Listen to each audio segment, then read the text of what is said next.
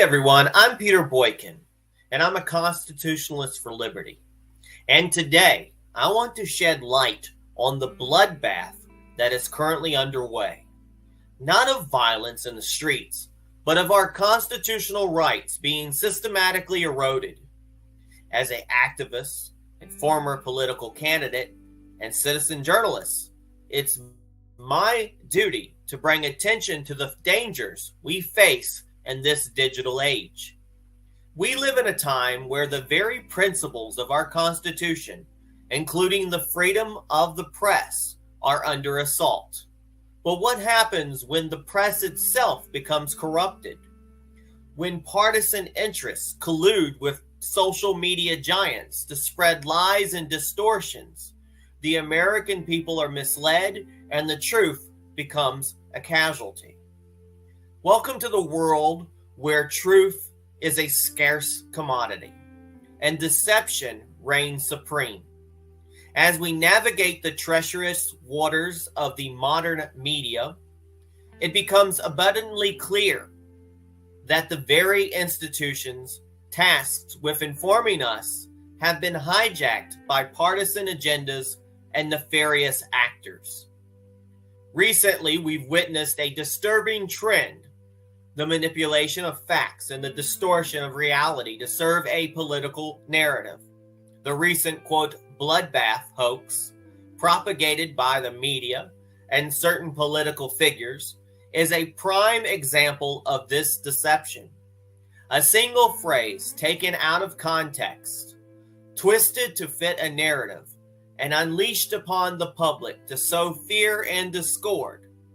Just a single line uttered by Donald Trump, taken out of context, became the focal point of a malicious smear campaign orchestrated by the Biden White House and amplified by complicit media outlets.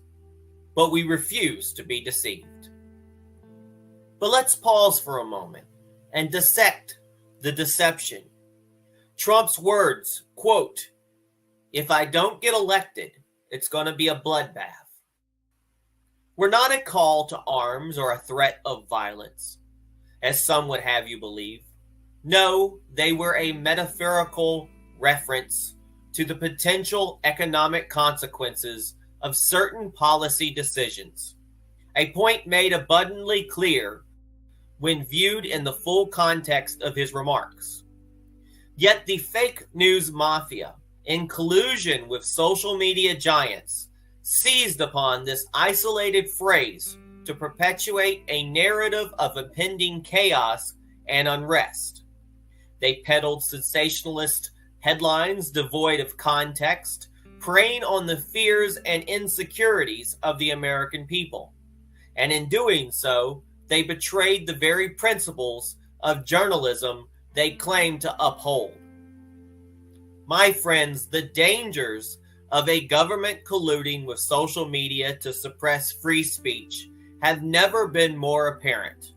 We've seen this playbook before, whether it's the COVID restrictions that trampled on our First Amendment rights with their use of heavy-handed restrictions on personal rights under the guise of, quote, medical care, or the ongoing assault on free speech in the digital realm, with that target being TikTok today and who knows next. And now, once again, we face a similar threat to our liberties, as partisan actors seek to manipulate public opinion and silence dissenting voices. But as a constitutionalist for liberty, I refuse to stand idly by while our rights are being stripped away. But fear not, for there is hope on the horizon.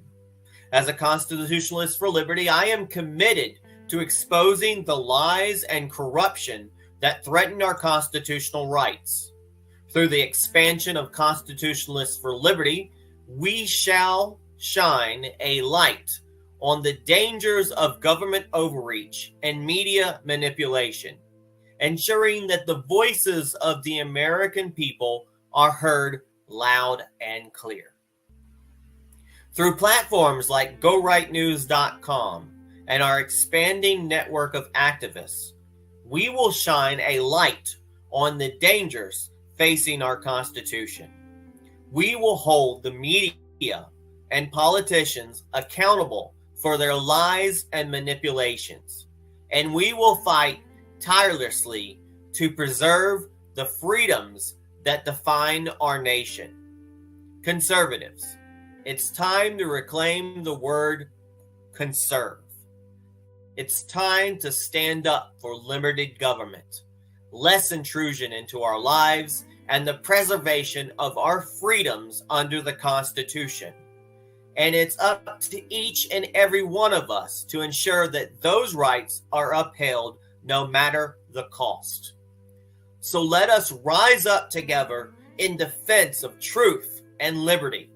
Let us reject the lies and propaganda that seek to divide us. And let us never forget that the power of the people will always triumph over the forces of tyranny and oppression.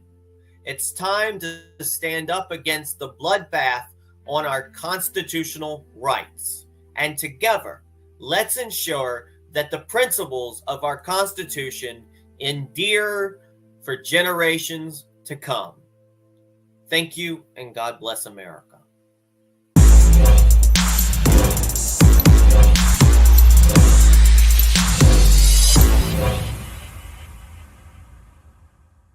Currently, there is an article on GoRightNews.com called Trump's Words Twisted, Exposing the Bloodbath Hoax. Starting with the quote, "If I don't get elected, it's going to be a bloodbath." Now let's debunk the bloodbath hoax. Amidst the canopy of political rhetoric and media manipulation, a recent rally speech by Donald Trump in Dayton, Ohio, has ignited a firestorm of controversy, with detractors seizing upon a single line to perpetuate a malicious smear campaign against the former president. However, a closer examination of the full context reveals a blatant distortion of Trump's words, orchestrated by the Biden White House and echoed by complicit media outlets. Let's talk about Trump's rally rhetoric. During his impassioned 90-minute address, Trump addressed a range of pressing issues, including the future of the auto manufacturing industry. Amidst his remarks, Trump made a reference to potential consequences for the industry in the event of his electoral defeat, stating, quote, "If I don't get elected, it's going to be a bloodbath." However, this statement, when viewed holistically, was clearly framed within the context of trade policy and economic strategy, rather than a call to violence or unrest. Now here are Trump's bloodbath comments that the corrupt left-wing media has taken out of context. They want to do this all-electric nonsense where the cars don't go far, they cost too much, and they're all made in China.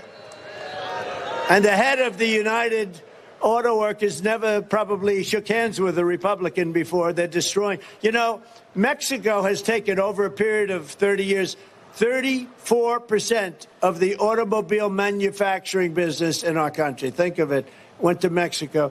China now is building a couple of massive plants where they're going to build the cars in Mexico and they think that they're going to sell those cars into the United States with no tax at the border. Let me tell you something to China. If you're listening, President Xi, and you and I are friends, but he understands the way I deal, those big monster car manufacturing plants that you're building in Mexico right now, and you think you're going to get that, you're going to not hire Americans, and you're going to sell the cars to us. Now, we're going to put a 100% tariff on every single car that comes across the line, and you're not going to be able to sell those cars. If I get elected, now, if I don't get elected, it's going to be a bloodbath for the whole, that's going to be the least of it. It's going to be a bloodbath for the country. That'll be the least of it. But they're not going to sell those cars. They're building massive factories. A friend of mine All he does is build car manufacturing plants. He's the biggest in the world. I mean, honestly, I joke. Clarifying the context.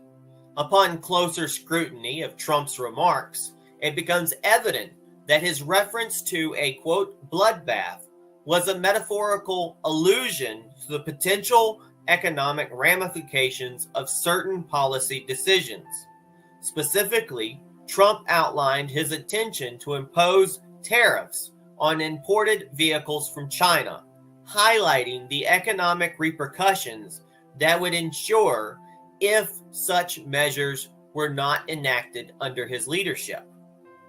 Trump said this on social media: "The fake news media and their Democratic partners in the destruction of our nation pretended to be shocked at my use of the word bloodbath, even though they fully understood that I was simply referring to imports allowed by crooked Joe Biden, which are killing the automobile industry. The United Auto Workers, but not their leadership, fully understand what I mean. With the electric car mandate being pushed by Biden, there soon won't be any cars made in the USA unless I'm elected president, in which case auto manufacturing will thrive like never before. MAGA 2024. Dissecting the deception. Despite the clarity of Trump's intended meaning, detractors on the left wasted no time in seizing upon the isolated phrase to propagate a false narrative of impending chaos and violence. Media outlets such as Politico shamelessly twisted Trump's words, peddling sensationalist headlines devoid of context, while political figures like Nancy Pelosi indulged in theatrical performances of feigned concern, further perpetuating the misinformation campaign. Now let's unmask the truth. Fortunately, platforms such as X, formerly Twitter, and Rumble have emerged as bastions of free speech, providing a platform for disseminating factual information and debunking false narratives. Prominent figures like Elon Musk have utilized these platforms to share insights and expose the manipulation tactics employed by legacy media outlets, garnering millions of views and countering the spread of misinformation. Now, the Bloodbath hoax serves as a sobering reminder of the lengths of which partisan actors will go to manipulate public perception and undermine political adversaries. As the battle for narrative control rages on, the imperative of critical thinking and media literacy becomes increasingly apparent, underscoring the importance of seeking out reliable sources and examining information in its full context. The source of this article, posted on Go Right News, is Politico, Fox News, Independent UK, and the National Pulse. And we'll leave you with this. As much as the media has been talking about Donald Trump's use of bloodbath, you know that same media would absolutely not use the word bloodbath. Here's a compilation put together about their use of the word bloodbath. Enjoy. God bless. And stand up for freedom.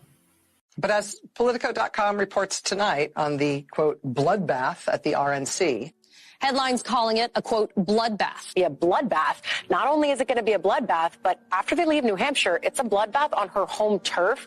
That's really tough. Trump has left a lot of corpses in his wake. I mean, we can count the bodies as part of the, quote, MAGA drive to take over Maricopa County. And the headline refers to it as an impending bloodbath. Columnist Charles Blow has a new piece for the New York Times entitled A Biden Bloodbath. 2018 midterms, you can bet that they 100% are fearing a slaughter. In fact, the word bloodbath bloodbath and massacre come up frequently. The Republican Party will be destroyed. It's going to be a bloodbath. There's going to be a bloodbath one way or the other. Bloodbath for Bernie Sanders. It's been a bloodbath there, shaping up to be a bloodbath. Head off a bloodbath in next year's crucial midterm. Off-year elections are often a bloodbath. This week's bloodbath for Democrats. A bloodbath at the ballot box. There could be a Republican bloodbath. They'll talk about a bloodbath. It's a bloodbath. I have to talk about you. It's going to be a bloodbath all day long. Is in for a bloodbath. Hasn't been a bloodbath on the way down. Donald Trump bloodbath. Be a bloodbath. Predicted to be a bloodbath. May not be the bloodbath. It would be a bloodbath. More of a bloodbath. It's going to be a bloodbath in November. Possible Biden bloodbath this November. A bloodbath on Wall Street. There's going to be a bloodbath in Alabama into a bloodbath. Obviously, there was a bloodbath. It was a bloodbath. We're down 800 points. This bloodbath at the Department of Homeland Security. And it's a bloodbath today. There was going to be this bloodbath. Election bloodbath. It could be a bloodbath for them. Bloodbath, possibly. Bloodbath that went through with the Attorney General. Bloodbath 99 days out. The bloodbath is going to look like Presided over a bloodbath in the diplomatic corps. Absolute, in my opinion, bloodbath. The Democrats are calling it a ticket sales turned into a bloodbath. Ticket sales for singer Taylor Swift's latest tour. It's safe to say the fans had a bloodbath for the company after the fiasco